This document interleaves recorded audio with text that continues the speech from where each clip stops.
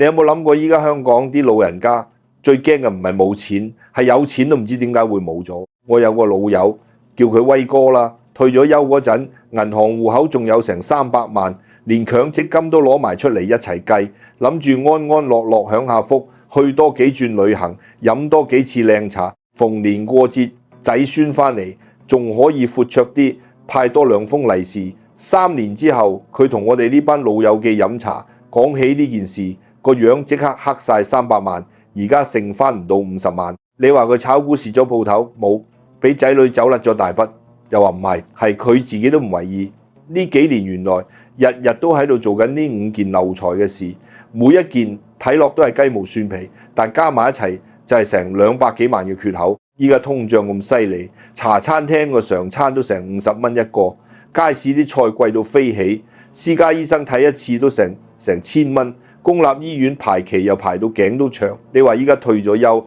揸住嗰幾百萬養老金，仲經唔經得起咁樣流？所以我今日就同你直接講，唔講虛嘅，退咗休，無論你揸住幾多錢，呢5個破財壞習慣，你一定要戒甩佢，因為呢5樣嘢唔係一次過晒，係慢慢淡，一蚊一蚊淡，將你晚年嘅底氣慢慢蝕晒。依家香港人越嚟越長壽，60幾歲退咗休，往往仲有成20-30年要過呢段日子，唔係話捱多2年就完，係一段同你打工嗰陣一樣長，甚至更長嘅人生。你嗰筆退休金要養你呢成20-30年，仲要應付通脹、應付醫療開支、應付突發嘅意外。你話呢條數仲經唔經得起你一年復一年淡，俾人慢慢蠶食？第一樣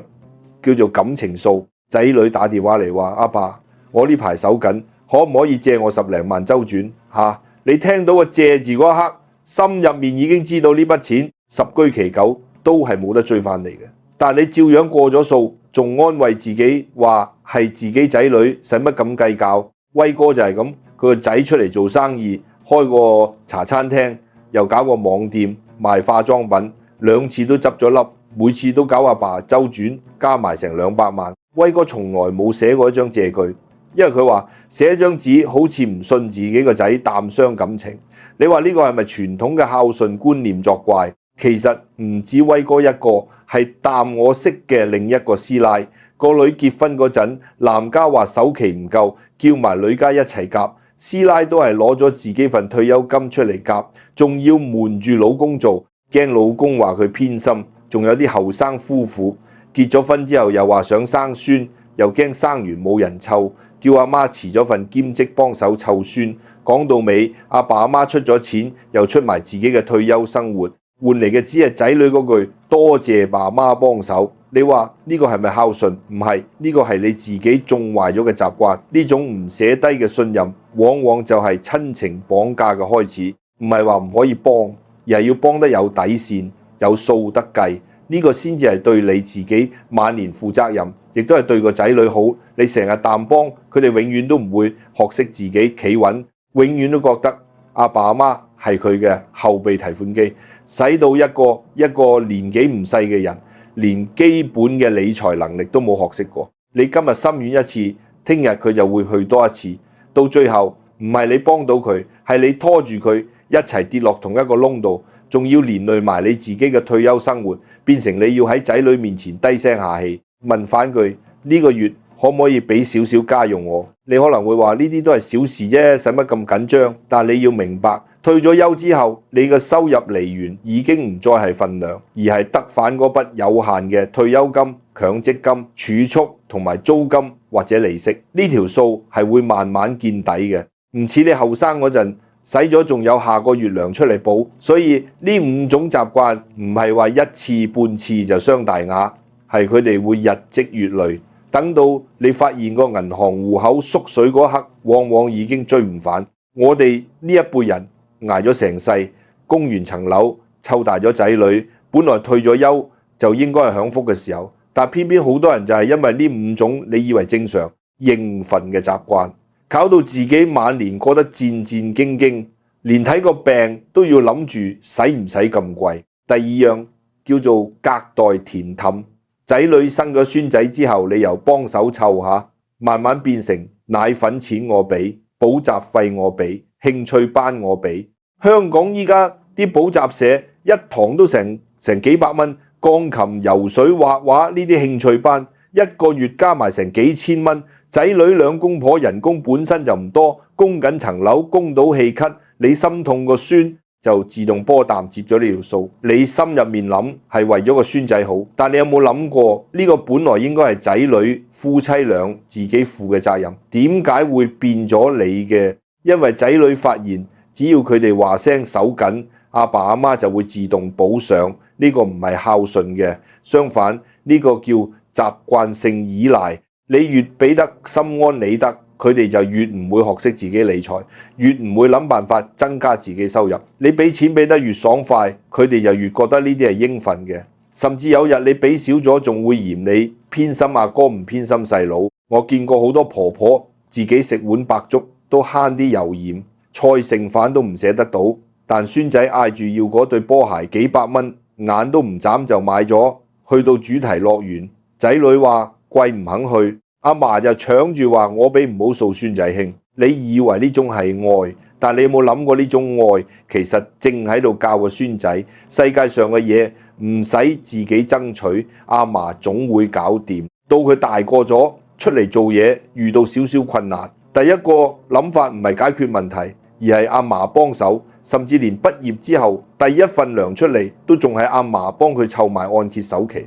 你越疼佢，佢就越唔識得自己捱，而你自己嗰份應該用嚟睇醫生，應該用嚟享受餘生嘅錢，就一年年淡，俾人攤分晒。講完仔女嗰邊，到孫仔嗰邊，你又再諗深一層，你疼孫係天經地義，但係騰錯咗方法，就會變成另一種漏財。我見過唔少長者自己嗰份醫療券都唔捨得用嚟睇牙醫，反而孫仔感冒咳兩聲，即刻帶去睇私家兒科，一次成幾百蚊都唔皺眉頭。你話呢個係咪本末倒置？你自己嘅健康先至係呢頭家最大筆嘅長遠投資。你病咗，仔女要請假，湊你個重擔反而會更加大。第三樣叫做人情陷阱。樓下生果檔老闆，街市嗰個相熟嘅肉台，佢哋見到你即刻嗌一聲伯爺，今日有新到嘅平靚正啊！你心入面知道貴咗成兩三成，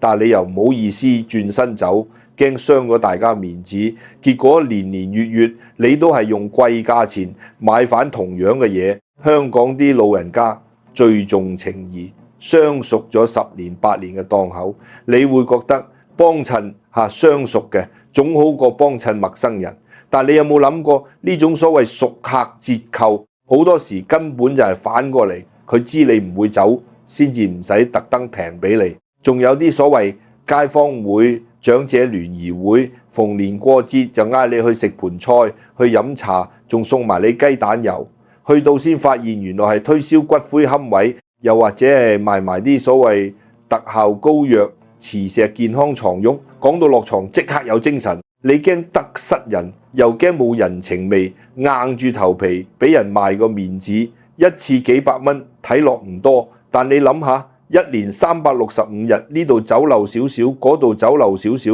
街市買嗌貴咗2成。涼茶鋪每次幫襯多飲一杯，茶樓飲茶嗰個熟侍應幫你開定咗你冇叫嘅點心，1蚊幾毫啖，日日流，3年累積落嚟，分分鐘夠你去一次靚靚嘅旅行，去下日本韓國，嘆翻杯咖啡，好過日日喺度幫人擔起盤生意，仲要倒貼埋自己嘅人情，最後落得個老實人嘅名，銀包就一年年淡變薄。仲有依家越嚟越橫行嘅電話詐騙。呢個都係人情陷阱嘅升級版，一個電話打嚟，把聲扮到同你個仔個女一模一樣，話自己出咗事，要你即刻過數。你嗰一刻嘅反應唔係先去查證，而係心急到即刻去銀行過數，因為你怕嘅唔係蝕錢，係怕仔女出事。呢種驚慌正正就係呃圖捉緊嘅心理。所以無論幾急，接到呢類電話，第一件事唔係過數，係收線。自己打返去仔女個正常電話度確認呢個動作，可能就慳返你成世人嘅積蓄。講開人情，唔淨止係街市同檔口，仲有啲係你估佢唔到嘅地方。例如你個老同學退咗休之後做保險經紀，又或者個遠房親戚轉咗行做直銷，逢年過節探訪你，表面講舊時光，講到中段就慢慢帶到佢盤生意度，話你買份儲蓄保險，回報幾高幾高，又或者話呢隻健康產品幫到好多同你年紀相若嘅人，你念在舊情又唔好意思當場拒絕。結果簽咗份你都未必睇得明嘅合約，等到發現唔對路，先知道原來中途退保要蝕成大截本金。第四樣叫做面子飯局，退咗休之後，老友記聚會多咗，飲茶食飯，你成日搶住埋單，話我哋有得食有得飲，使乜咁計較？但係你有冇留意過，係咪每次都係你埋單多，其他人有冇請返你？香港人講面子，尤其係退咗休嘅男人，最驚人哋覺得自己無料到搶住埋單，就好似證明緊自己仲行得，仲有實力，仲未過氣。但係呢種唔係大方，呢種叫用錢買面子。真正嘅老友記唔會介意夾錢，甚至各自找返自己嗰份，反而係你成日爭住埋單，先令大家覺得你係咁有錢，下次仲會更加放心俾你請。慢慢就變咗一個冇人講出口，但大家心照嘅規矩。邊個埋單係必然嘅，去到大家連翻台都唔使你提，自動波坐埋一齊，等緊你發聲先嗌大。一年365日，逢年過節飲眾生日酒，紅事白事，仔女嫁娶，孫仔滿月，朋友個個女做百日宴，呢啲使費加埋，分分鐘夠你交成年差餉，仲未計埋你去飲嗰陣派出嘅人情利是。仲有啲老友記約你打牌耍落麻雀13張，輸贏唔大，但10賭9輸嘅道理你心知肚明。你打嗰陣覺得係消遣，打完先發現呢個月代代平安嘅退休金又少咗一截，有時仲要打埋通宵，第二日成個人都冇晒精神，得不償失。你以為自己豁達，其實只係唔捨得做反個會講嘅人，驚一旦你話夾錢找數，老友記就會覺得你縮沙孤寒，慢慢疏遠你。但你諗深一層，真正識做人嘅老友記反而會欣賞你識得量入為出，因為大家都係同一個年紀，大家心入面都明邊有人嘅退休金係用之不盡嘅。講完飯局，仲有一種更隱蔽嘅面子使費，就係你成日想喺仔孫面前撐起威水嘅形象。過時過節，人哋仔女派利是封口，你都唔想蝕底喎，明明自己手頭唔算寬裕，都要派到同人哋睇齊，甚至仲要四圍打聽人哋封幾多，自己先放幾多入去。你以為呢個係維持自己喺屋企嘅地位，但其實只係用銀紙嚟交換一時嘅虛榮。仔孫真正記得嘅，從來唔係你封幾厚，而係你個人幾健康、幾開心，相處幾舒服。第五樣，亦係最容易中招嘅一種，叫做養生焦慮。退咗休之後，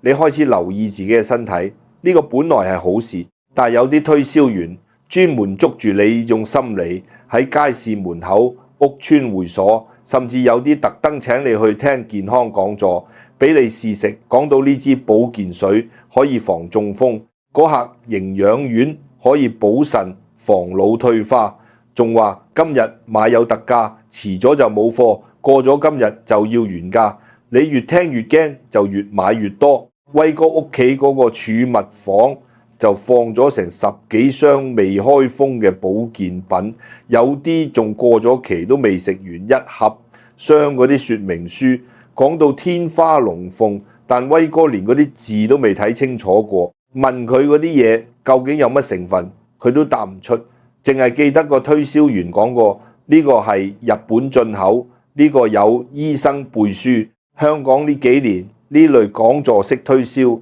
特別針對退咗休嘅長者，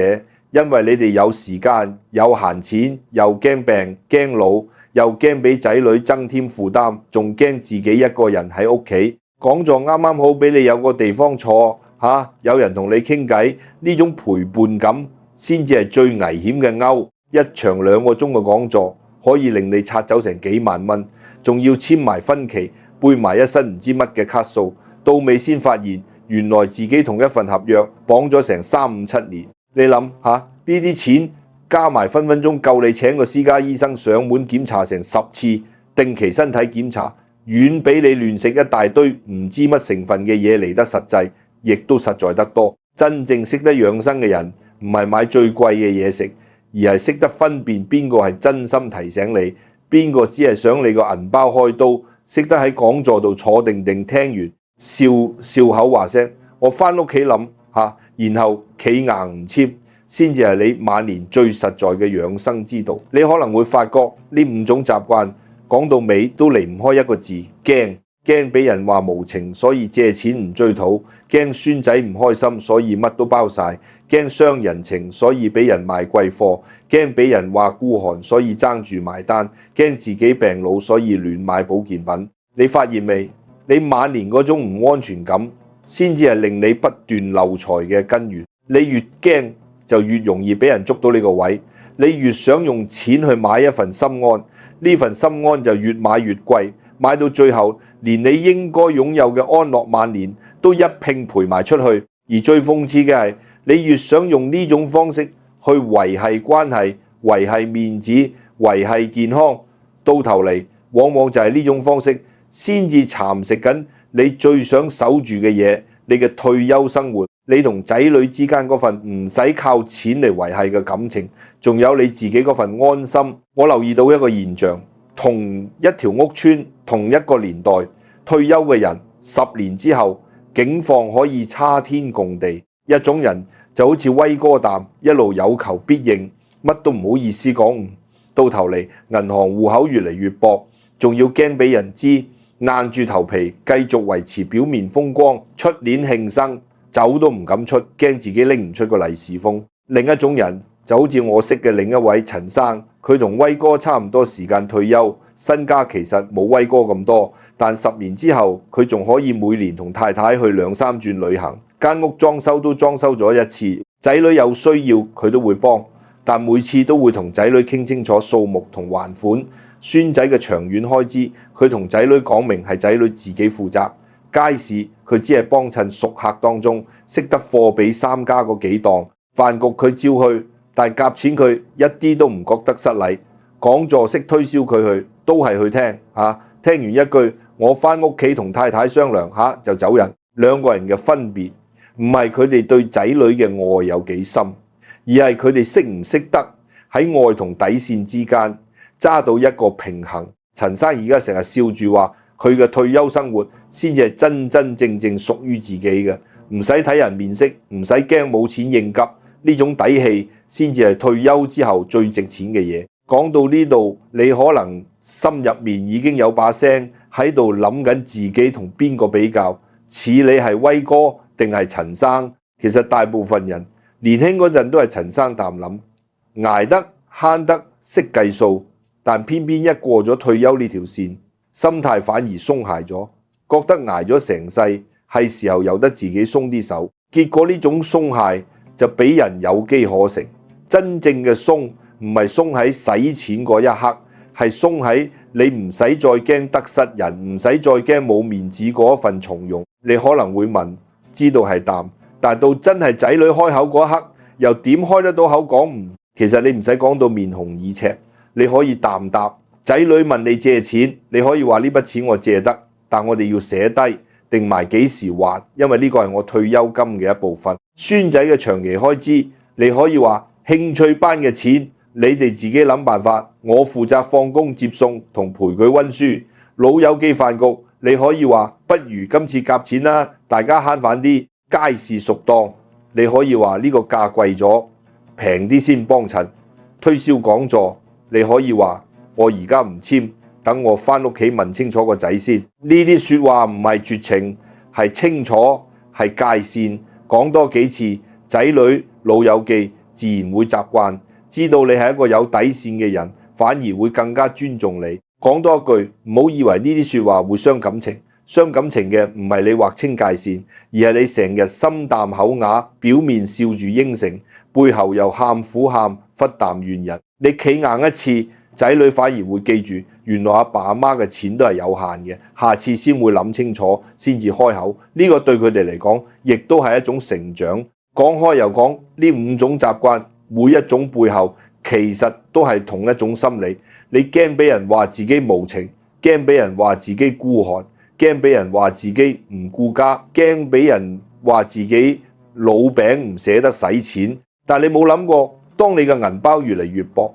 當你嗰幾百萬一年年淡縮水，你先至會發現真正嘅安全感唔係靠你不斷掏錢出嚟證明，而係靠你識得喺幾時講。威哥到而家先明白，佢呢2年學識嘅最重要一課係退咗休唔代表你要做仔女嘅提款機，唔代表你要做相熟檔口嘅長期客戶，唔代表你要做老友記，飯局入面永遠埋單嗰個人，亦都唔代表你要做推銷員眼中最容易拆甩嘅一個目標。你要識得攞返自己嘅主導權，識得喺啱嘅地方使錢，喺唔啱嘅地方企硬，先至有資格話自己嘅晚年係安樂嘅晚年，而唔係一個慢慢被人掏空，自己仲蒙在鼓裏嘅晚年。你可能會問，咁係咪即係叫我以後一毛不拔，乜都唔幫仔女，乜都唔同老友記應酬？唔係淡解，我講嘅唔係叫你絕情，係叫你清醒。幫仔女可以幫，但係要有底線。例如話明係借唔係送，寫低數定埋還款期，甚至可以講明係呢次幫到尾，下次要自己諗辦法湊孫可以湊，但係奶粉、錢興趣班呢啲長期開支應該係仔女自己嘅責任。你出嘅係心機，唔係銀包。同老友記飯局夾錢找數，唔係孤寒，係尊重大家都係退咗休嘅人。大家手頭鬆緊唔同，街市相熟檔口你可以繼續幫襯，但唔好因為熟就唔睇清楚張單。貨比三家唔係冇人情味，係對自己負責任。至於養生，你要識得分辨邊個係真正關心你嘅人，邊個只係想釘你開刀。定期身體檢查遠比信邊個推銷完一堂講座嚟得實在。呢5件事講到尾，其實都係一個問題。你係咪識得分清楚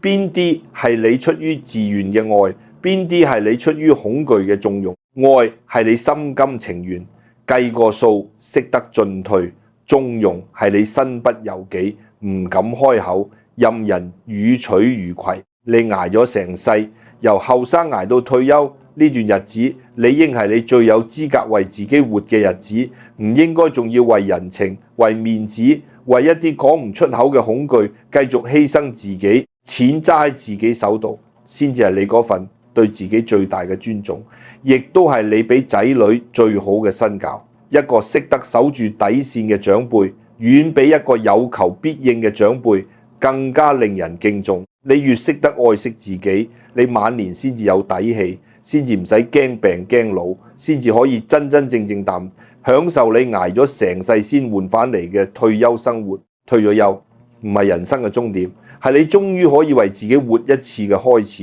呢個開始由你今日識得戒甩呢5個破財壞習慣做起。我哋呢一代人由細捱到大，由結婚捱到湊大仔女，捱慣咗就會覺得捱係一種美德，覺得退咗休都仲要繼續捱先至對得住屋企人。但你要明白，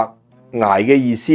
唔係用嚟形容你晚年點樣對住銀包，捱嘅嗰段日子已經過去咗。依家輪到你享，你唔使做到一個面面俱圓、人人讚好嘅長輩，你只需要做返一個對自己負責任、識得保護自己嘅長輩，呢個先至係退咗休之後最值得你追求嘅樣子。